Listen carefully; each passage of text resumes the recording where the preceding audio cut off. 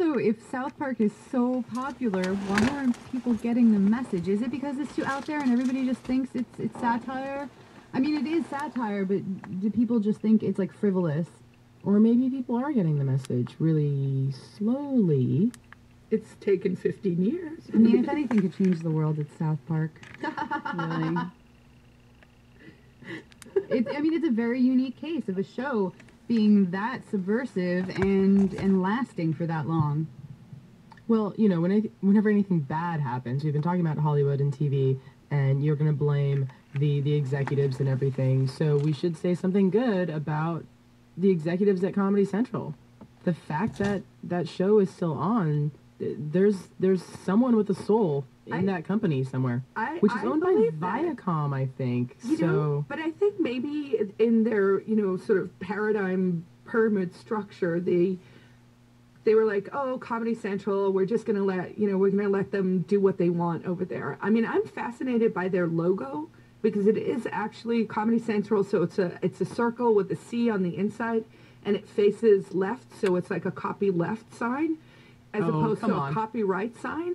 And I find that interesting. I don't know. I haven't done the research, but, there's a strong copyleft movement developing, which is just basically open source. And we were talking about open source textbooks and MIT, and maybe we haven't talked about it yet, but we should. She's like gesturing towards my notes in front of me. It says MIT. All right, well, since it's been brought up, in my research for this, for historical revisionism and textbooks, etc., I found that MIT and Harvard have open source textbooks. So not only does that mean that, people can add to it, but it also means that the students are not paying $1,000 a year like most other students for textbooks, which is kind of funny because it's always like the cost of education. It's this big political thing, how much education costs, and it's some of the most expensive schools that offer open source textbooks for people. But I mean, in the case, correct me if I'm wrong, but in the case of universities and colleges, it's the professor that's picking out the textbook, right? Because sometimes it's his or her book, right? Well, of course you're going to do that. So it's not really like centralized or anything. Well, one of the things also about textbooks is that a lot of school boards or whatever will choose the textbooks, or they'll approve the textbooks, and then the faculty and the professors will choose which one. But only recently has there been legislation introduced where they need to know the price of the book. So the professor picking the book might not know that he's picking a $600 book for his students. He has no idea. So it's what they call a broken market, like the pharmacological industry. I hate that word. Where it's not the end user picking it. It's the doctor or the professor picking it, and not the patient, and the patient and the student are paying for it. So your doctor, like this happened to me where I got a prescription and the pharmacist said, do you realize that there's a generic that costs $20? And I didn't, and I got on the phone with my doctor, and I don't think she knew either that this generic even existed. So she gave me a prescription for like $120 thing when I could have gotten the same thing for $20. But she had no idea. The reason for that, is the breakdown, it's statism. I mean, I hate to say it again, but hey, the anarchist in me does come out sometimes, and it's because they don't know, because there is a system that's been created to, one, separate, there's this layer of bureaucracy. I have, everyone has a doctor story. I have a specialist that I see, and it's $450 to see him for 20 minutes. And he's a sweet old guy. He actually just retired. Like, he's like, he's this just little garden gnome. He's adorable. But he has no idea, and I think he likes me. So he's like, you should come in and let's talk about. And eventually I had to be like, hey, doc, do you know every time I come in here for 20 minutes, it costs $450? and he almost had a seizure. Like, he had no idea. And it's because of that level of bureaucracy and administrators and all of those things that stand between what are natural, healthy human relations. A doctor and a patient should not have a bureaucrat standing between them. I know in a lot of my experience with doctors, and I really shop for doctors. I get. How can you afford to shop for doctors? No, I mean, like, I don't just pick a doctor out of the phone book, or who uses the phone book anymore. But like, I take I use it to hold open doors. Okay. I take recommendations from people, and I really look around, right? I mean, it's sort of the Angie's List, which is, once again, a sort of open source solution, right? But in most of my experience with doctors writing me a prescription, they'll write down the brand name of the prescription and then make a little note that says generic okay. So even if they don't know what the generic is, they're basically giving the pharmacist permission to substitute a generic if it's available. That sounds like something that there's probably legislation against right now. Quite possibly, sure. Yeah, they don't want pharmacists to be able to make decisions. I mean, forget about, let's not even get into medicine, because Obamacare is...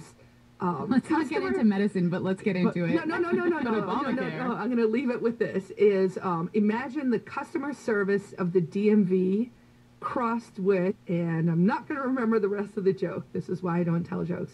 So, customer service of the DMV together with the something.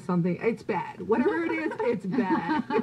Well, you mentioned the customer service of the DMV, so there After you that, go. it can't really get much better. Back to textbooks a little bit. As far as textbooks in public school, in high school and grammar school, I've been reading this book. I haven't finished it yet. It's called History Lessons by Dana Lindemann and Kyle Ward. And it's about how the same stories are written in different textbooks from around the world. And it's very, very interesting. But one of the things that I learned is that the Department of Education in the United States has no say in textbook production or adoption. And I find that a little hard to believe, but it's written in this book, so it must be true. Books are filled with facts. I don't trust them. But it also says that 20 states have a textbook adoption process where the state board establishes a list of acceptable textbooks approximately every 5 years and leaves the individual decisions to the districts or local school boards. And then the remaining states don't even have that system in place. So, I mean, in a way, that's a good thing. There's no, like, countrywide type of thing happening. Then how do the textbooks still all end up the same? They don't. Well, I mean, pretty much. I mean, there isn't a textbook that talks about the real Lincoln, right? So please, if anybody knows, tell me that there's a textbook somewhere that talks about the real Lincoln, and I want to read it. I mean, and we won't release your name. It's not prescribed. I mean, there's some different things, like how, what was it, in Texas, they took Jefferson out of the history books, right? I was talking to the boyfriend about this over breakfast, and he went to school in Virginia, and they learned all about how Virginia is awesome. And then went to Texas, learned all about how Texas was awesome. Totally different history books because you're, propping up your own team. But in some ways, that's not necessarily a bad thing. I mean, in some ways, that's an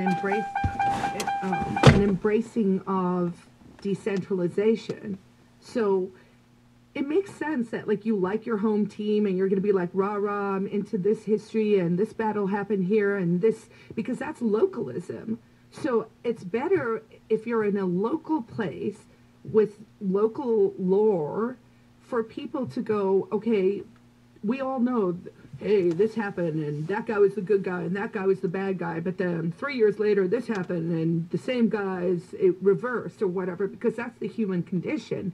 It's when we have these sort of blanket, Lincoln is good, Lincoln ended slavery, or these, it's once you boil it up to a message where it's like, hey, we have to convince 370 million people that Lincoln was good, is when it gets bad. One of the really interesting chapters I read in this book was about how the Russian textbooks talk about what FDR did during the Great Depression, and they talk about it like in really blatant language. They talk about it as if it's not a bad thing, but they talk about the actual things he did. So they're like, rah, FDR was also a socialist. Yeah, basically, I mean, it's just really funny. I mean, because it's very veiled and it's very twisted in American textbooks, but the Russians just laid it out like this is what happened and it was good. So it's like Russia Today, basically. They actually have the real news.